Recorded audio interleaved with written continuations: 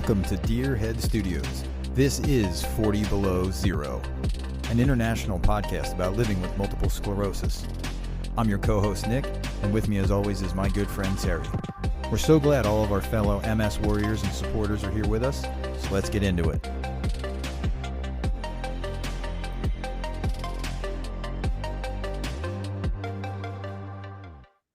Welcome back, everyone, to episode number 2. Terry, how are you? What's going on, man? I'm good. How you doing? I am feeling the love from our listeners, that's for sure, man. It is so nice to hear all the positive comments from all these MS warriors and supporters. Yeah, I'm definitely getting good feedback. Yeah, definitely. I'm not one to take compliments. I'm always weird about that. I understand completely. I do. Yeah. Because we're just trying to have a conversation, you and I, and it turns out that a lot of people feel the same way that we do. Yeah. No, that's cool. I mean, it makes me feel good that we're not alone in this, in this Very true. Yeah. So this week we're talking about, let's start with triggers.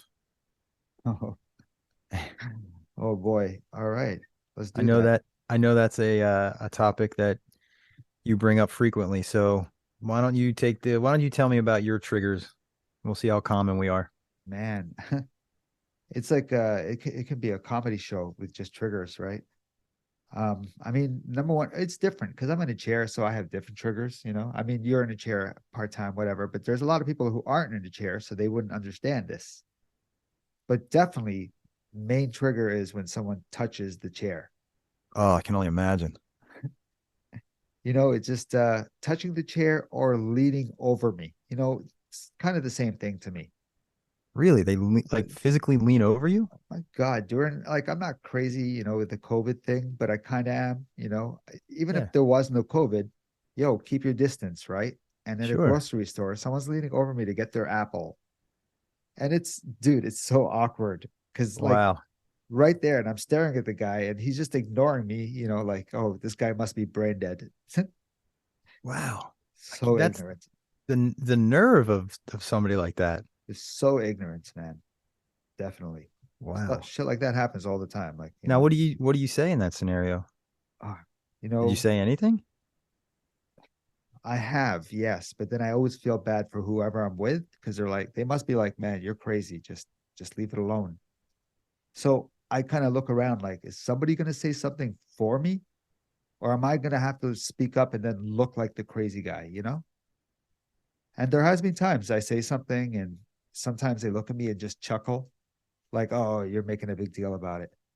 I'm talking about the person actually leaning would Wow. chuckle and say, you're making a big deal about it. And then I'm kind of like, man, I wish somebody would step in and be like, you are an asshole. Yeah, seriously. you know? I mean, so I've had very limited experiences like that. I haven't had anybody lean over me. I have had people lean into the side of me in a crowded hallway when I'm stopped, and they kind of just lean into me like, I don't know. It's like they lean into my tires. I'm like, really? Yeah, that's weird. That is weird. They see a chair as a chair. They don't see it as a person. You know what I mean? Right. Yeah.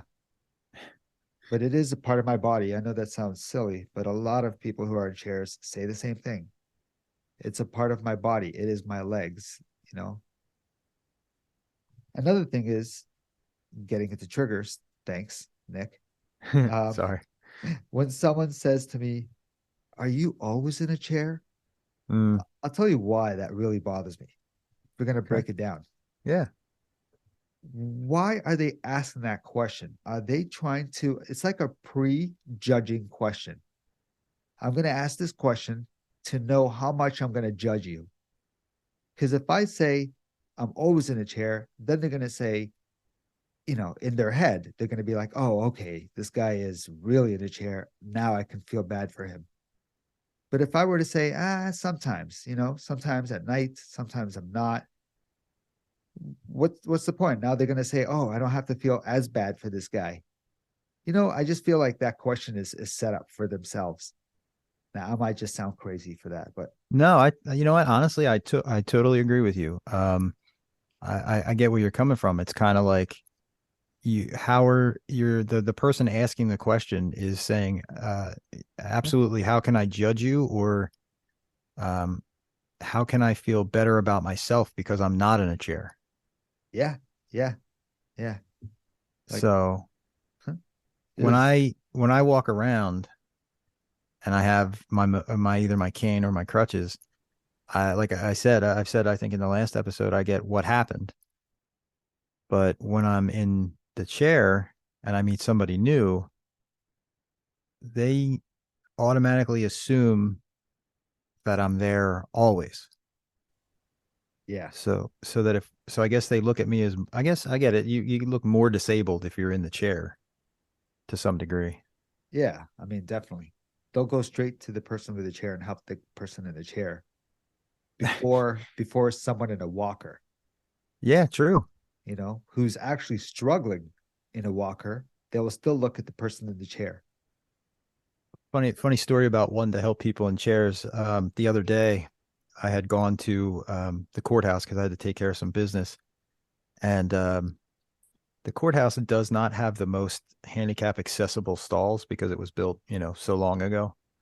Yeah, And so I'm in my chair because it's a complex and there's no way I'm going to be able to walk it successfully. And I hit the button to open the door to the bathroom. I wheel yeah. myself in, and there's a gentleman in there washing his hands. And I turned to go into the stall, and I guess he wanted to be really helpful because he asked me, he said, do you need any help while you're in there? And I said, no, I'm good, but thanks. Oh man. But there's been times when I walk in with my cane Yeah, and nobody says a word. yeah. That's weird, man. That is weird. I don't know if I could even joke about that. If I was in there and tell the guy, yeah, sure, you want to come in? Yeah, I was like, how do you even answer that? That's weird. I don't know. Maybe I don't know. I don't even know. The Well, only thing, anybody ever ask you? no, Really? but no, never. That's crazy. Yeah, I thought so too. Maybe open the door for me, but No, he that's he said, while you're in there, do you need any help? no, that's weird. I said, no, I'm good, thanks. That's weird. I don't know. I mean, I'm sure it was coming from a place of wanting to be helpful. Dude, I've never heard that before. I'm I don't think serious. so. I think that's weird. I don't know what to say. Like I'm trying to think of the whole moment. And if someone said that to me, I'd look at him and be like, no. Yeah, like, That's do how you I would ask? say it. I'd just be like, no, what the fuck? Yeah, do you ask anybody if they need help? Am I not? Do you ask everybody that comes in? I don't know, man. That's weird. So yeah, that's my funny story. That's weird. I don't know. If you were uh, if you were a really, really big guy in the chair, Hmm. I don't think he would ask you. You think? Yeah. I think maybe because you're approachable. I'm not saying that he was trying to dig on you No, or anything. I'm just no, I saying got you. you're approachable and you know, you're Yeah, manageable if he had to help you. I don't know. I don't know. I don't know what his thought process was, but Yeah. that's the first time I've ever been offered assistance to Yeah. that degree. How did you take it? Were you like, no, I'm good, man. I don't need your help. I was taken back, but I said I was like, no, I'm good, but thanks. Yeah, And then I just kind of like awkwardly rolled into the stall. man. Really quick story about washrooms. Hmm. When I was at the casino once, there was a washroom that was out of order and it was the handicap washroom. Mm, And it was like the solo handicap washroom where its own washroom, right? It's not like a public washroom where there's a handicap stall. right, I got you. So it was out of order. And on the way out, I bumped into the manager and I'm like, you're a manager? He's like, yeah. I'm like, hey, just curious, why would that one be out of order when it's like, and then he started apologizing to me and whoever I was with. And I'm like, it's okay. I can just use the public stall. And he thought that she was going to help me in the washroom. And that's what the purpose of that washroom is for. Wow, Do you understand what I'm saying? That I do. washroom. Yeah. So I'm thinking I'm entitled to that washroom. But Sure. if somebody needed assistance, like that guy is going to help you, you'd have to go to that washroom. You can't go to a public stall if I had a female with me. You know what I mean? Right. And this me and this guy would not have fit in the stall. Would not. He would have had to stand on the chair. Yeah, yeah. That is weird. That is crazy. So, Yeah. what other things trigger you? Another thing that triggers me as well is when What's that?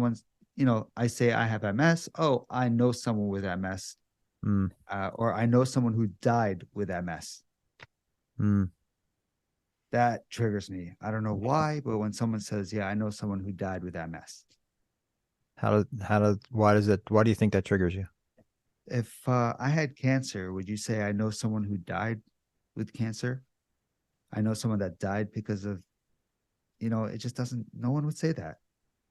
Yeah, I think it might I'm thinking that maybe it's that person's attempt to let you know that they have a connection so that it doesn't you look at them and say they have no idea. But it doesn't help. No, but It no does one with MS wants to hear that, someone yeah. died because of MS. Yeah, it's not even a thing that can really happen. It's yeah, they say the complications of it, but Hmm. it's not necessarily that. It's usually something else that was made worse by the MS. Yeah, yeah. We all know that. We all know it's Yeah. the complications or whatever. But still, when someone says it, it's like, why are you saying this to me? And I used to get that in the past all the time where I Mm, know someone that, oh, my aunt had MS. She died from it. yeah, And it's it's like, not dude, yeah, they obviously don't know no, that but that doesn't happen no, that way. honestly, man, if I had cancer, if I had lung cancer, if I had stage 4 lung cancer, someone's not going to be like, oh, my mom had stage 4 lung cancer. I don't think that's done before, right? I don't know. Well, I think that like I said, I think that people want to make a connection with you. Yeah. Now, if the thing is if you didn't have any chronic illness at all, if you didn't have MS or anything, then it would be super weird for people to talk about a relative that did have one because you don't have the connection to that community of folks. Yeah. Yeah. I get But it. Yeah. yeah, people who have the best intentions to empathize with you, Hmm. it usually you can tell after the first, 10 or 12 versions that you get when you're after you're diagnosed that they're trying that it comes from a good place, but somewhere along the line it just kind of doesn't make a true connection. So you just kind of go, oh, okay.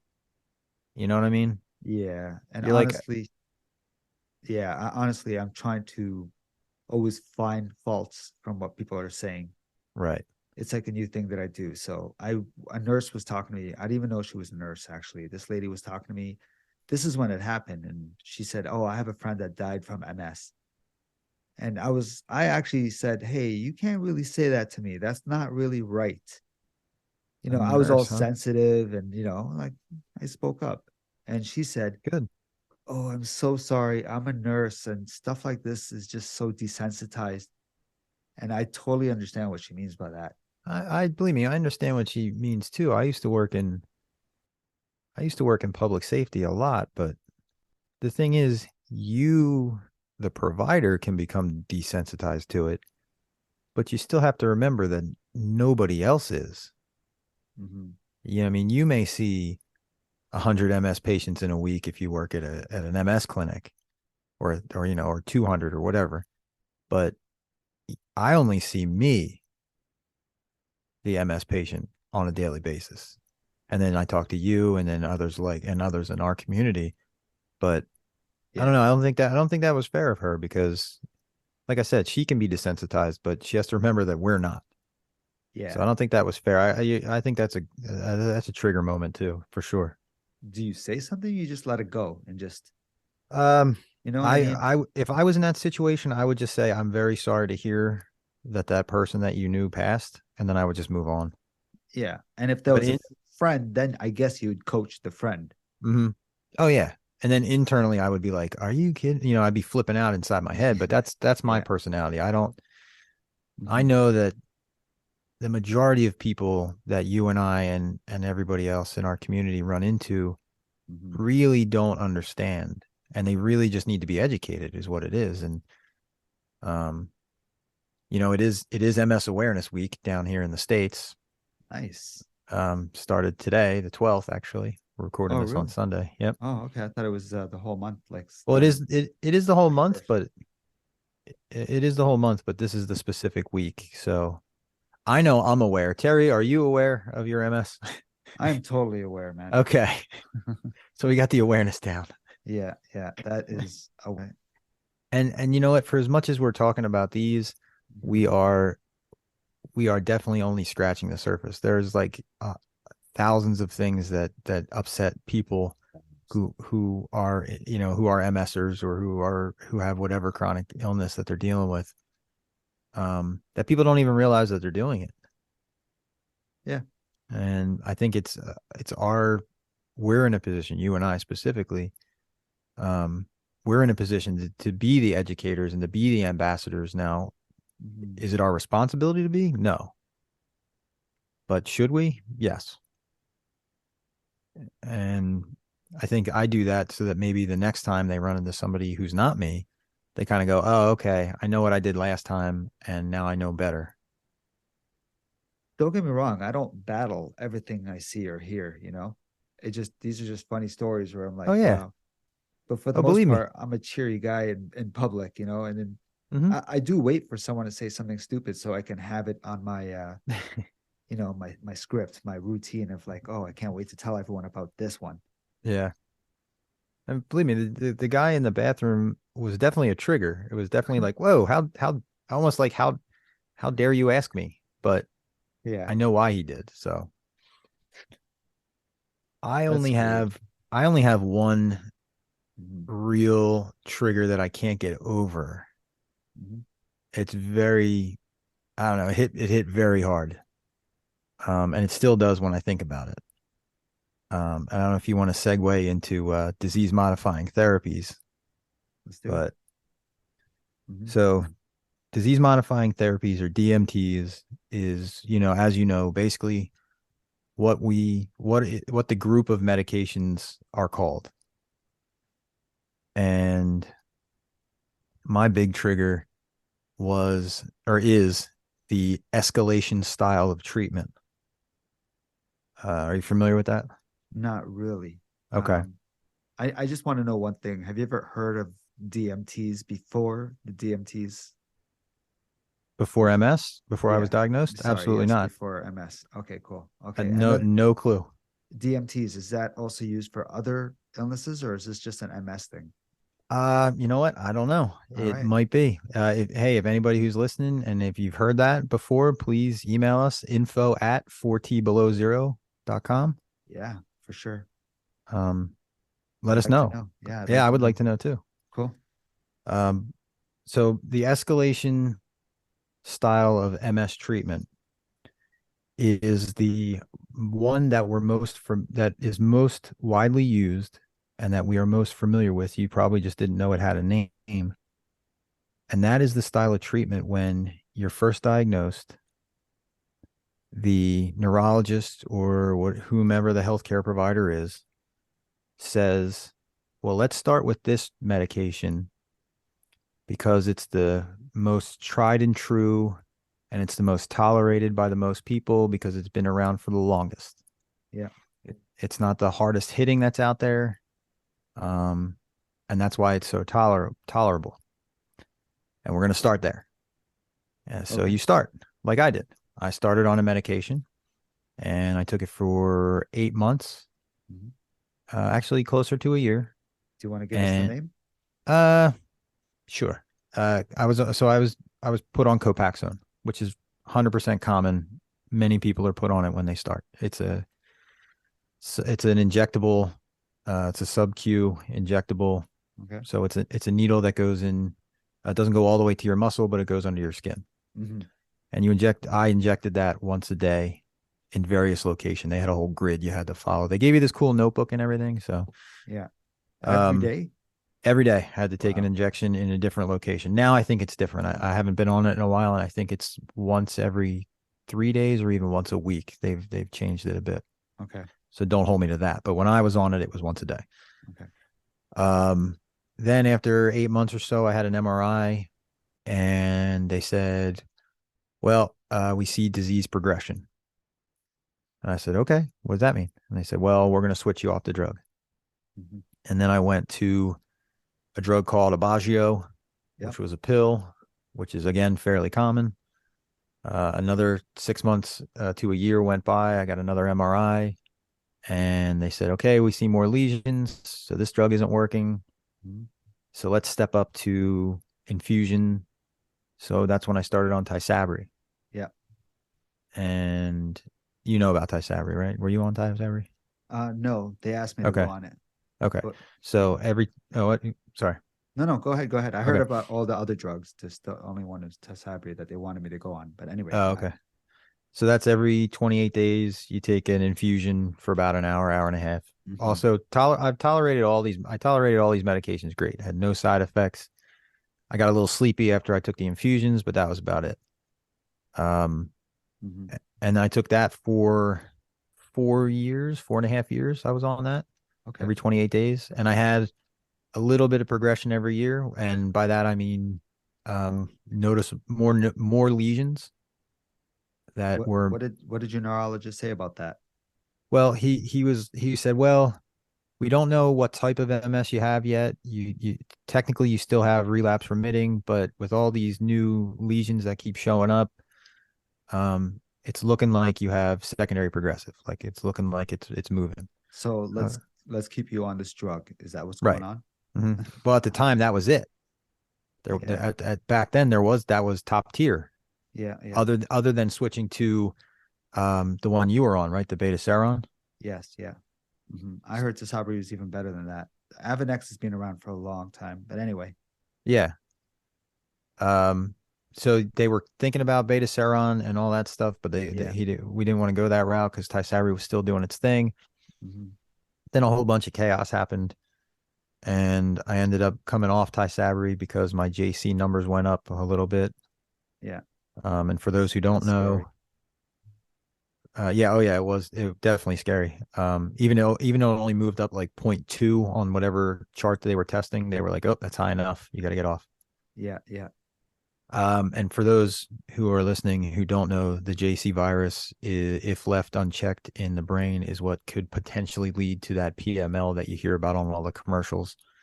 No, and So nobody wants to talk about it because it's not reversible. This is what yeah, I hear.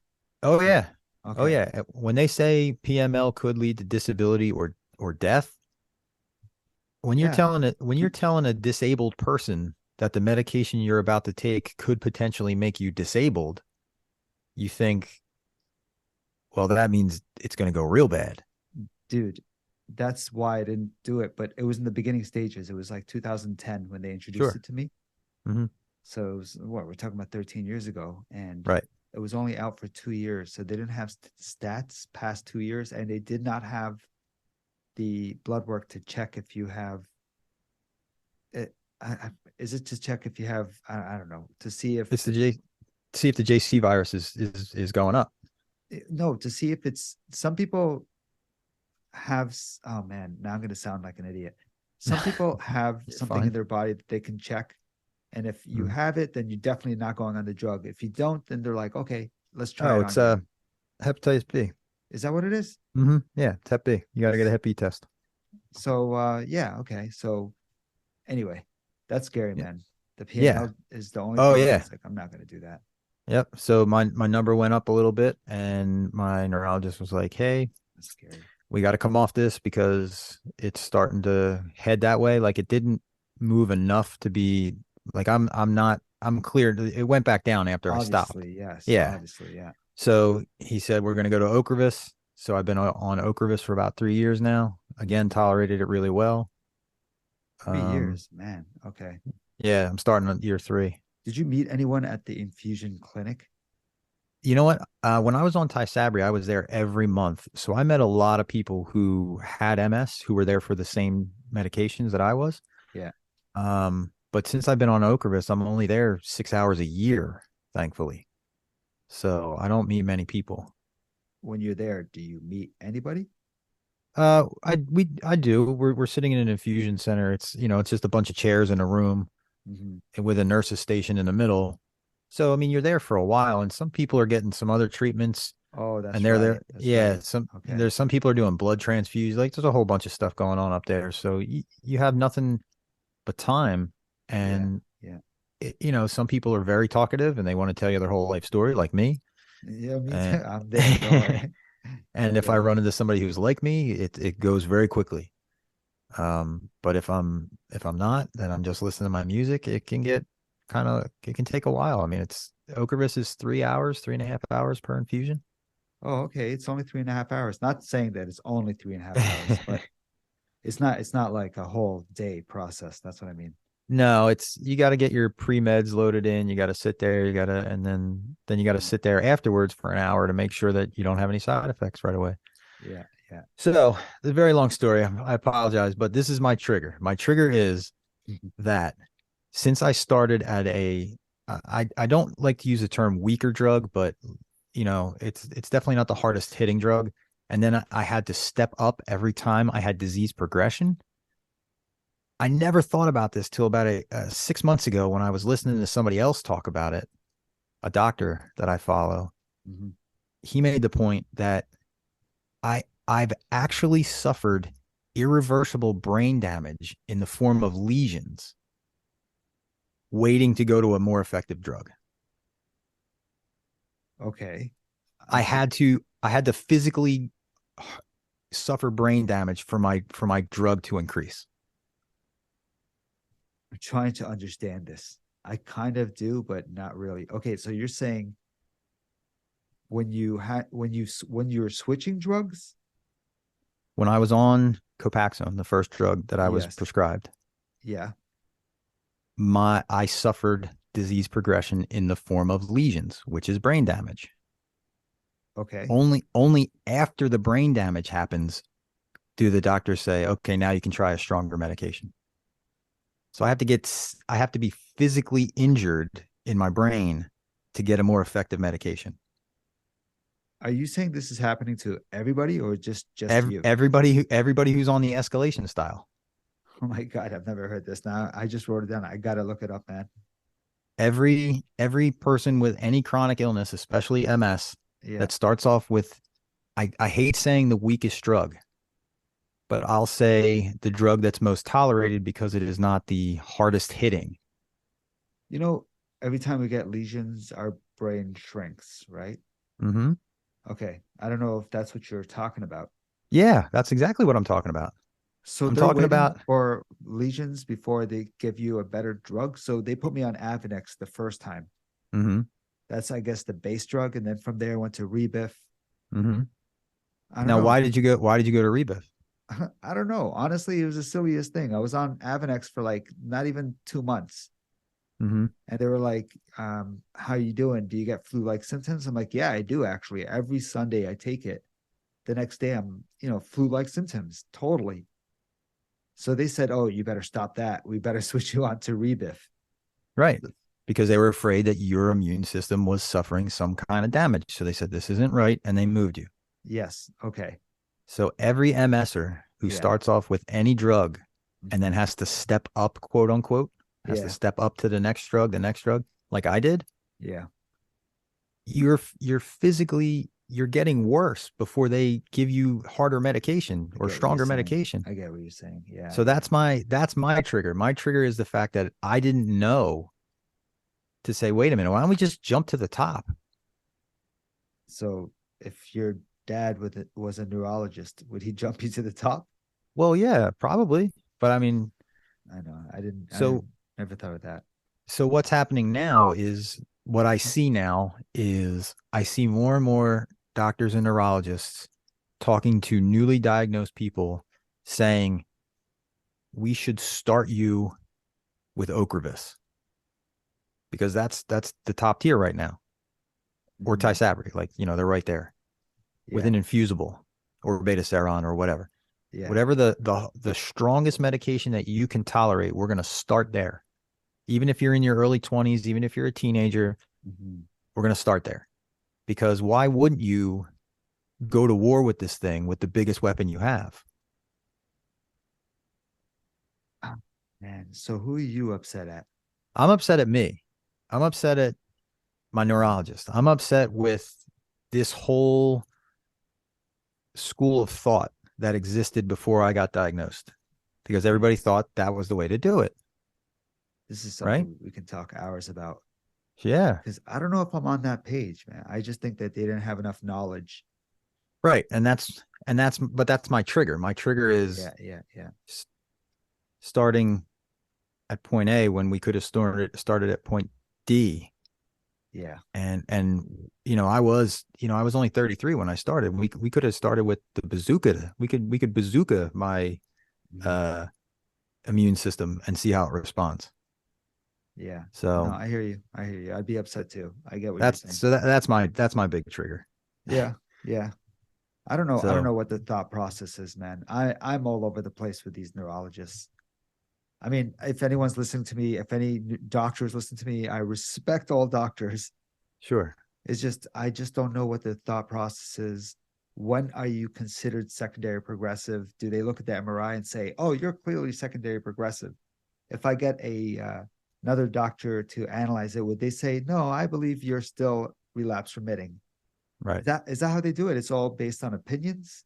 Well, kind of. There is data that they use, but I had a neurologist explain it to me like this. I have Nick type MS. Yeah, You have Terry type MS. yeah. The specific box that we have to check is Mm-hmm. basically for the insurance companies because my MS is going to do what it does and it's totally different than yours. And So if it has the same name, it's going to act different anyway. we're giving them a timeline, but instead of saying the actual timeline, we're going relapse remitting. So Right. it's yeah, we don't know what's happening. And it was also explained to me that if a person has periods of time in their life where they do not experience any symptoms from the MS, that's remission. So if you get to a point where you say, I know I have it, but I don't feel it, that's remission. Mm-hmm. But if you always have it and it's always something you're dealing with and it's always getting slowly worse and worse by symptomatic or whatever they can measure on a test, well, then that's progression. And that's kind of where they draw the line, I think. So when you're in a wheelchair, you're automatically progression. Not If you're necessarily. Not necessarily. hmm. It's what is the disease doing and is it getting harder for you to get through your day? That's the progression. Because you Anyway, can because you can suffer damage. you see my point though. Like I do. I it's do see your just an point. opinion now. So when someone Mhm. asks me, it's just like I don't know. So yeah, when somebody says what type of MS do you have, just say I have Terry MS. Yeah, It's serious. You don't know. yeah. I get it. I get it. You're the only you, right? Yeah, yeah. So that's my big trigger, buddy. Still, I just say relapse remitting, secondary progressive, whatever you want it to be. Sure. Yeah, man, I understand. I understand that. I'm sorry that you went on all these drugs and they keep bumping you up. I don't know. I don't know if that's a fact. That's BS, man. That they're Well, it's the only school of thought they had. They said, let's that's attack it BS. safely. Yeah, I mean, it makes sense from a safety point of view where they say, okay, let's give you the safest drug that we know of. And if it does great and it stops it there, well then great. yeah, But if it doesn't, then we go to the next drug. And if that doesn't work, and the next, then the next. But yeah, now they're starting to say what oncologists for cancer do. They just annihilate. They just go as hard as they can right off the bat. And now MS doctors are starting to do the same thing, which I think is great. I'm just triggered because I missed that boat. I would have loved to have started with the hardest drug I could have. yeah, yeah. So what's So happening with Avanex? What's happening with Rebif? Are they taking that off the market? I don't know. Is that up? I think that's a Canada thing. Uh, Oh, oh, you don't, huh? You've never heard Avanex is not American? no, it is, but I think taking it off the market is a Canadian thing. Oh, I I'm don't pretty know. sure it's not affected down here, but we'll have to look into that. Okay, that's weird, man. Yeah. So that was a deep dive into triggers and DMTs today. Mm-hmm. I'm very happy that if you stuck with us this whole time, I'm very happy that you're here. Um, I think we did a good knock on it for a week. What do you think? Yeah, I think I rambled, and I think we touched on a lot of these We drugs did. too. Yeah, for sure. We did. And please, like if you're one of our listeners and you want to communicate with us, Terry, how do they get us on our socials? You remember? I remember. Of course, we got our Instagram account, guys. Of course, 40 below zero. We got Twitter, 40 below zero. It's all new social stuff happening. So we're building Mhm. up our accounts right now. And we got our Yep. website, 40belowzero.com. And you can go on there and find our email address, which Perfect. is info@40belowzero.com. Yep. And we'll have show links up there for Spotify. I believe we're on Google Podcasts now. So please like, follow, share, tell everybody, anybody that you want to have listen to us ramble about our lives. Glad to Awesome. have them. Awesome. Yeah, for sure. All right, buddy. Until next time. Talk to you soon, man.